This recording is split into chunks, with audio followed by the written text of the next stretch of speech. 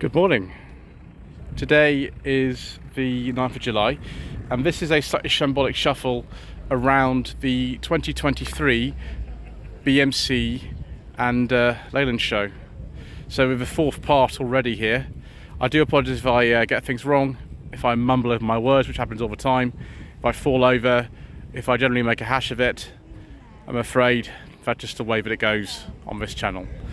So this is a replica of the 1976 Jaguar XJ Coupe that was made by Broadspeed for a particular championship, and actually it's very similar to the car that was used in the New Avengers. It's not exactly the same as that. That one was sold at auction a few years ago for some enormous amount of money. This one, yeah, it's a replica. There is an original one, of course, as well. But that is very nice to see. That's quite different, isn't it? And then we will go on to this little area here, which has some interesting little cars on it. Ooh, a Mini with a beige leather interior and wood. Oh, that's very nice here. That's the sort of Mini that we like rather a lot. I don't know if that's a Cooper or not. It might not be, actually. I do know what this is, though. It's an Austin 1300 GT of the type that I drove back in January at a Great British Car Journey, which a lot of you have seen. Actually, you seem to have quite liked that video that I made, and yeah, they are very nice to drive. So yeah, 70 to 71, and then this is a much older Radio 16. Again, it's a Mark 1 Austin 1100 from 1965. In one of the earlier parts, you would have seen the one that I drove on the channel late last year, actually, which looked quite similar to this. JT, I think, was a Dorset plate back in the day. I think these are very similar colour, and someone's put some very interesting rear lights on this one, and a nodding dog. Hello. A Moke, it's a Morris Moke, this one, 6768 registration. Just nothing though, like nothing. I mean, if you're a rear passenger, you sort of grab onto the hood frame and hope it don't fall out. Yeah, classic. And a Riley Kestrel. It's one of the very last ones. The whole Riley make was discontinued in 1969. So it's one of the very last Rileys made on a 69 plate. So yeah, Kestrel 1300. Sometimes they had the Kestrel now, they didn't. I keep forgetting about one they did, didn't. 1968-69 Austin 1100 Mark II, which is a little bit different actually from the Mark 1, particularly the sort of wheels are different and things. And we've got the green painted engine there. Might as well, once we're here, go through some of the kind of, you know, cars at the show that are not with any particular club. So we have a 2004 MG ZR 160. Hello, sir, once again. I'm going to pause now. You're very kind, sir. We shall continue. Who am I to get in the way of professionalism? Professionalism? Professionalism? Do you not know what a Slightly Shambolic Shuffle is, sir? I do, and they're very... They are not professional, sir. A lot of work goes into them, I can tell. Yes, yes, the best editing ever, which is my pause button. So yes, MGZR 160. This Mini actually is an 82-83 plate, but it's made to look an awful lot older. That looks like it's from the early 70s, but it's not. It's a much later one. The thing about the Minis is you can sort of change bits like grills, bumpers, things like that. You can make them look a lot older. This is probably a City, judging by the interior trim. Even the interior has actually been changed to make it look just older, which is bizarre. Rear lights, everything like that. It should look a little bit more similar to this one. This is on a C, so 85-86. Under a these are people with friends, and then again we've got one that's I think a Mark 6, which is just before they bought the airbags and the things. Yeah, no airbags, and this is a Mini Equinox. I've never quite heard of those actually. And then we've got MGZS here. This is Trophy Blue. I imagine this is probably a 180, but I could be wrong about that. It's 2003 to 4 plate, pre-facelift ZS. Austin A35. Now this is the A35. You can sort of tell actually by the grille, but the surefire way to tell is actually the rear window is a lot larger than an A30. Helpful if they didn't actually badge them as A30 or A35. Unless I'm actually wrong, that could be the case. Right, we'll have to come back to that later. Spitfire Mark III actually says, which is helpful, 6768.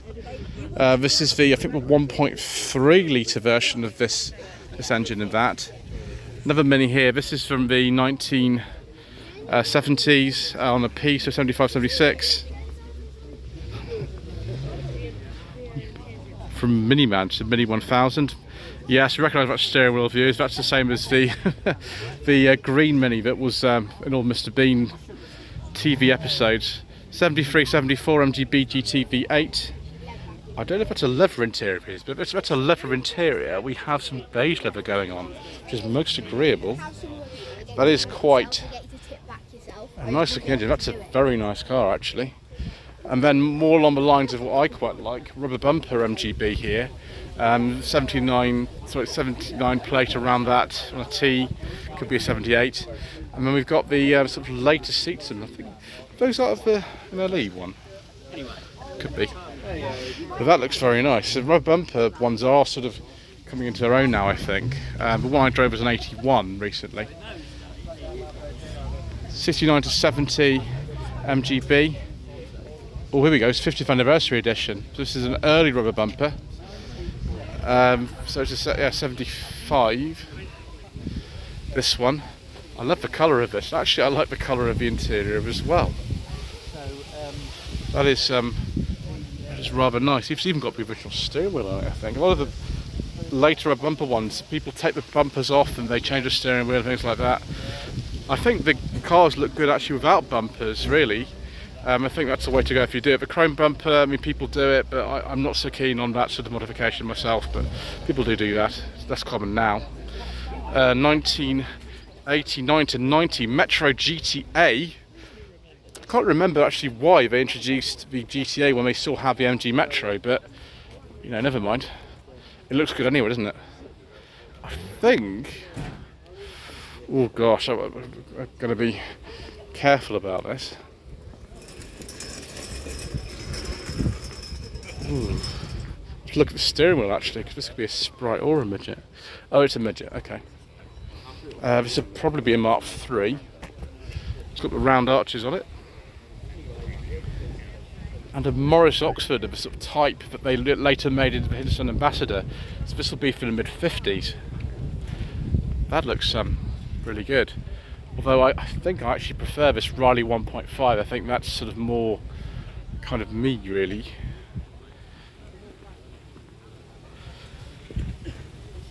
The door handles you used to sort of close them, you sort of lift them up.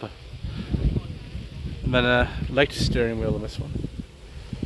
The 1.5 did sort of solve a few problems that the Minors actually had. They have a much more powerful engine for a start. I think they had better brakes. The brakes on a Minor, having driven one, I would say are the best. Don't know what the Jaguar is doing here, but that MGB is very nice. This would be a 7071.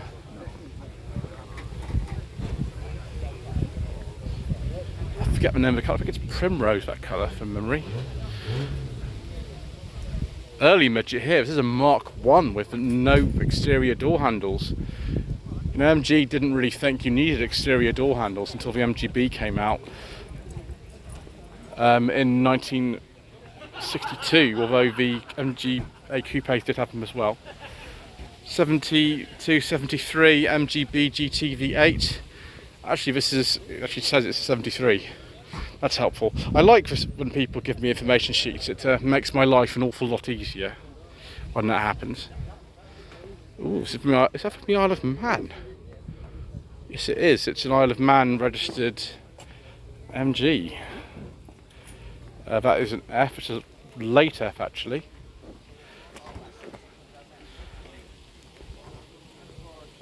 1998, 1999 MGF.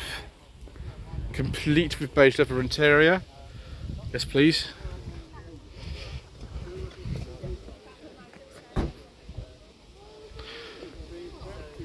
Then a TF. Ooh, this is a continuation car to 10. Yeah, they made a few of these at Longbridge between 2008 and 2011. The problem is that at the time you could get just a normal one like this 2003 example for about a third of the price or even less, so they didn't sell an awful lot of them. Most of them were the LE500s, or there was another spec, but I can't remember what spec was called now. Somebody tell me. 2003 MGTF. Now this is more like it. Green hood, dark green paint, and we have a beige and green leather interior. Now that is very tasteful, if I may say so. Oh, it's a 160 as well, even better.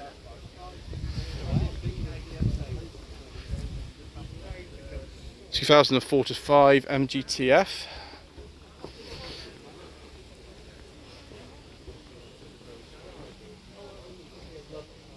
Another MGTF 160. 2000 MGF. What is that doing here?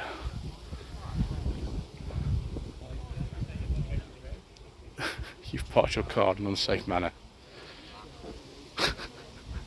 Oh, an Austin Sprite. Yeah, these are rare. This was 1971 only.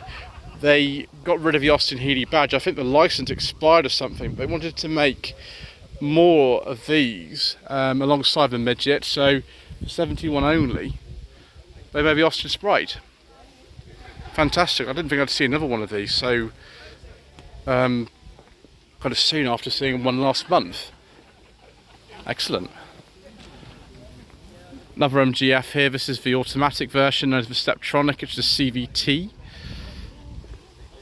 Seeing sort of green bits on the interior as well, and green bits on the steering wheel. Was this some kind of special edition or something, or someone just sort of kind of made it special? I don't know. Someone's left me an information sheet here so we can take a look. Oh right, okay, so it's HHF British Racing Group Chartreuse green interior. I have never seen one like that before. And we have the Wedgwood here, Wedgwood SE. So it's a limited edition. And it's got a very tasteful interior too. So this is about a 2000, this is the manual one. Is that a beige leather? It's cream, I don't know.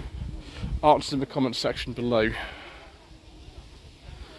Another 2000 MGF here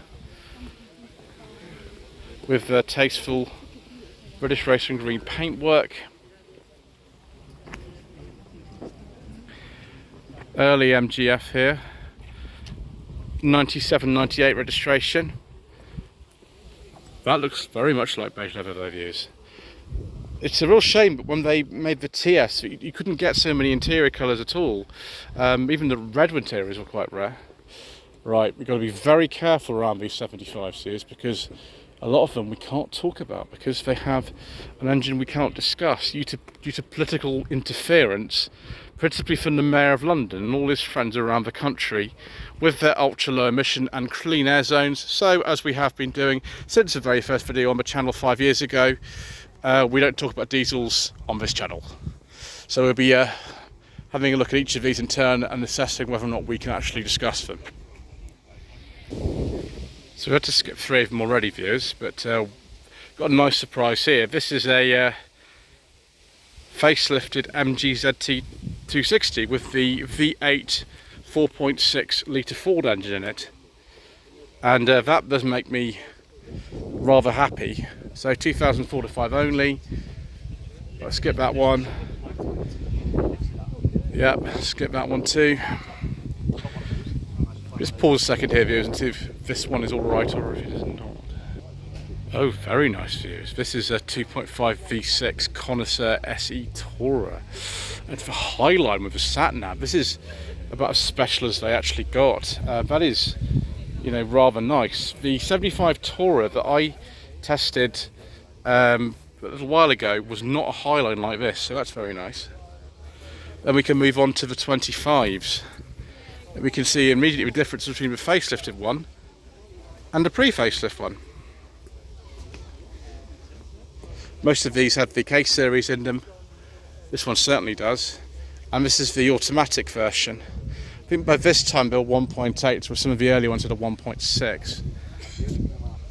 Very interesting spec. This has got the chrome mirror caps, but it's got the wheel trims, and it's also got the non-leather interior. So clearly this is one of the sort of run-out cars or something, where they just shoved whatever they could on them to get them out the door. So MG ZT, I think it's a 180 actually if it's automatic transmission. Don't know exactly what year it is because that is a personal plate. Yeah, we have to be careful down here because in case we get caught out again, like we did at Pride of Longbridge. Fortunately, we're relatively safe with these two early 75s. They're both Cowley cars. You can tell by the black sills. 99 to 2000 plate on this one, a 2-litre V6. This is a very early one. The ones on S plates generally were only press cars. I think this might have been a press or just a very early build one. And yeah, it's a 2-litre KV6 engine. Superb. It's a connoisseur. Very, very early. Wonderful. 2002 MGZT. That is a very nice car, by the way. It's got the aubergine personal interior. This one we can't discuss. We're going to have to skip over. So we will go and check some more rev counters, I think. That green one's actually a 190. So I don't know what this one is. It could just be like a 120 or something. This one is a very early turbocharged 1.8 Rover 75. It's not like Mr. Richardson Furious Driving's one, it's that sort of era. This one is an auto, his is a manual, 2002 to 3 registration. Right, we're going to have to just skip that one for a moment. We can have a look at this one though. ZT260 on Isle of Man plate, pre-facelift, so 2003 to 4. Big old centre console. And again the Ford V8 engine and rear wheel drive. Usefully that's got a V6 badge on it, so that's okay. Yeah, 2003 to 4, although it's, I don't know if that says personal plate or not, but they only made the pre-facelift ones until early 2004, so it's a pretty good get actually. Beige leather interior, wood. Probably like a 2.5 connoisseur or something like that. We will just check this last one whilst we're here. So we can't discuss that last 75 Tourer, but we can have a look at this MG RV8. Look at this, superb. I think this may be modified, I don't exactly know. But yes, of course, a beige leather interior with wood. Lots and lots of it too. Absolutely fantastic. This Montego, it's got seats in it from, I think, a Rover 200 coupe or something.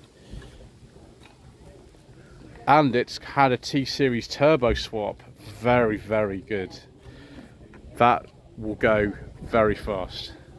One of the last Montegos actually on 1994-95 registration. And then we got some Metro action here. Metro Tahiti Special Edition. Would this one be Tahiti Blue? That's where Tahiti Blue comes from then. 93-94. This is a very early Rover Metro. 1990-1991 registration. It's wearing Rover 100 wheels. 1.1S. Which has only got...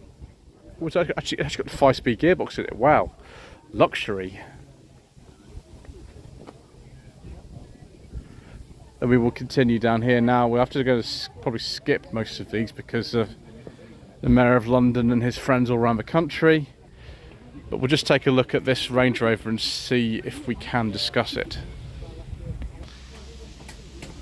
think this one is okay. It's quite an early one. It's a lot earlier than I thought. It's a Vogue, or In Vogue, I think they very early 5 doors were called. It's my hand, there we go. But it's got a beige leather interior with wood and the early dash, so it's interesting really. So we'll skip back to Fender because I'm not sure, and then we're into more looking at rev counters again, viewers. This one is okay though. I can see it's a MGZT 190 2002 to 3 registration. Clutch and belts. The belts on this are very, very time consuming to change. There's actually 3 of them for the timing belts in this car.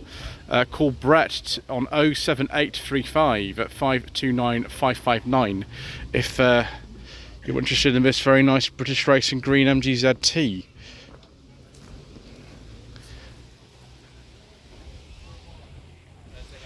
(2002 to 3) MGZR 3-door. Not actually sure what engine that is. 2004 to 5 MGZS 180 with some X-Power branded wheels on it.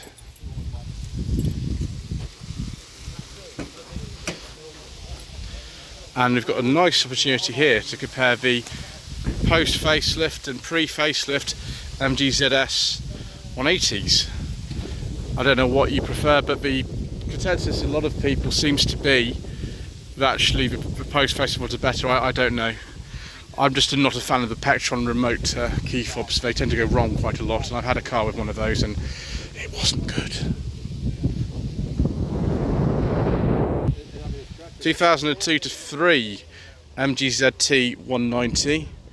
As this gentleman here has pointed out to me, I think we're safe, so that's fine. A lot of fun, the 190s. I have driven one a couple of times. Oh, this is the Atomics Edition ZS. I've never seen one of these before. 2003 to 4. Yeah, this is a special. I don't think they're based on like the 120 or something like that. They're quite rare. Right, we'll skip that to 75 for a second and we'll have a look at this P6, which has the original invoice on it. That's very good, isn't it? From Harvey Hudson. So it's a 2200 in Mexico brown, and there's a date on there. It's 1974. So it's not Rio brown, which is the earlier type of brown on the P6s, and it's yeah, this sort of Series 2 with a vinyl roof. 2000 Rover 75 2-litre V6, probably a classic or a club, but it's got the cloth interior, and this, yeah, the 2-litre V6. This is a Cowley car, got black sills in it, which is very good. Facelift 25 here. This used to be owned by at Mark2_Tom99.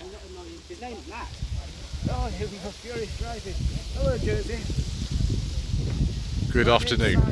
Good afternoon, Simon. Hello. I see you have a very nice Rover branded workshop coat on. Yes, I'm actually Norman Butler at the moment, but when I stop doing this funny voice, I'll be Simon again. Oh, look behind you. Oh, good. Look at this head. Hello, Captain Mustard. Hello, Jesus. How are you doing? Gosh, triple trouble here. I'm gonna have to move away before the algorithm overloads. This is quite nice, viewers. Unfortunately, it's got a forbidden fuel engine in it. Well, look at this mini Clubman instead. This has been quite extensively modified, actually. Those wheels are non-standard. The headlamps are very sensible upgrade with some LEDs in them, and sort of like a bespoke interior. Well, that's rather nice, isn't it, viewers? That's most agreeable. I see the others behind me are having too much fun. Much too much fun. So Clubman Estate 78-79 with a Dunlop replica alloy wheels on it, I think. That Clubman's a lot earlier. That's a 70 to 71. You can see the grills are quite different as well. 1989 to 90 Mini here with sort of pastel interior, which was also used, I think, on the contemporary Rover Metros at the time. Mini 30, I think these were called, from 1989.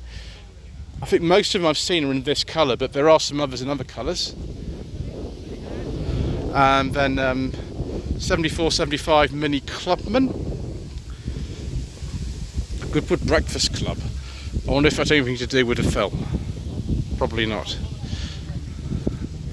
Yes, earlier on we found a Morris Mini Minor, and I said that the very early Minis, and this is lost in 850, so this will be lost in 7 maybe. The door locks were an option. You didn't actually get door locks as standard, so anybody could just go into your car and just open the door. I'm not going to do that because that's not very fair on who owns this car, but you could do that if you were naughty. Oh, very good. It's lost in 850, so it's a South Africa one, registered in Pretoria, where I have been. Well, Metro Mosaic, I've actually driven one of these. It wasn't actually this one, or was it this one? I'm getting a little bit sort of confused now. I think it was actually this one. It's got later door mirrors on it, so yeah, this one. Which, yeah, Metro Mosaic was special edition from about 1989, but some registered in 1990. Yeah, I can tell straight away actually because it's got the MG wheels on it. It had other wheels on it when I last saw it.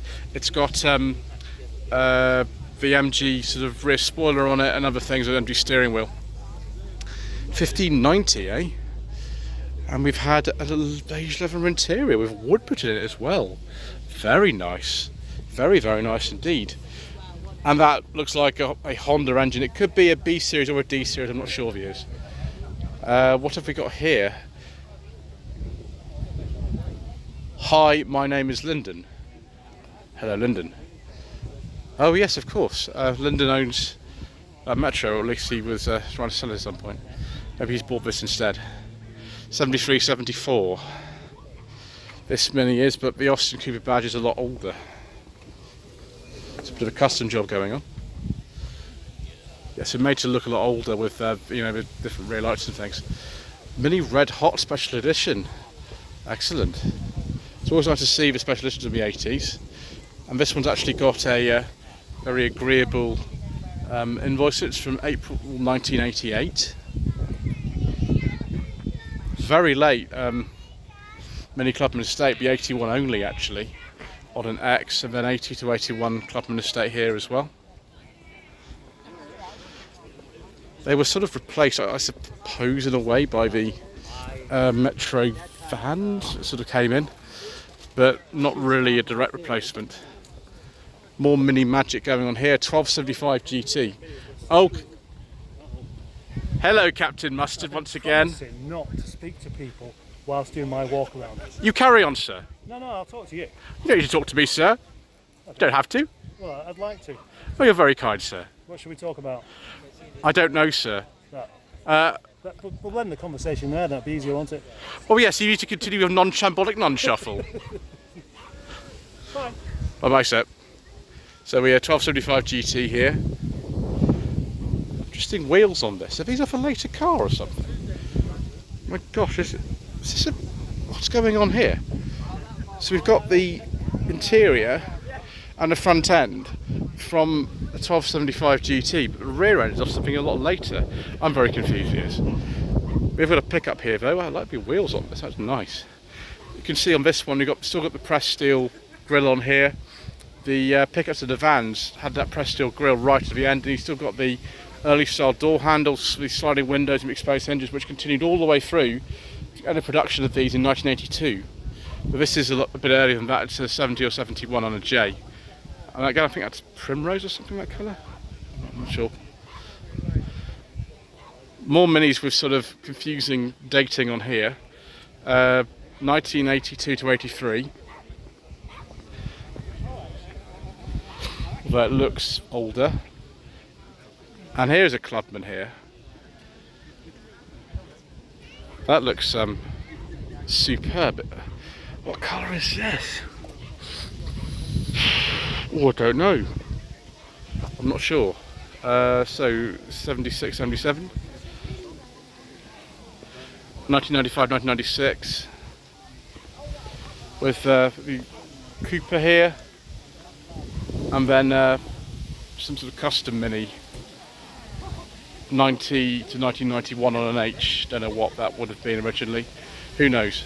Anyway, I think that is quite enough for a Slightly Shambolic Shuffle around the 2023 BMC and Leyland Show, part 4. Don't forget to subscribe to the channel, like this video, leave a comment below, and just see you again soon for more triple trouble.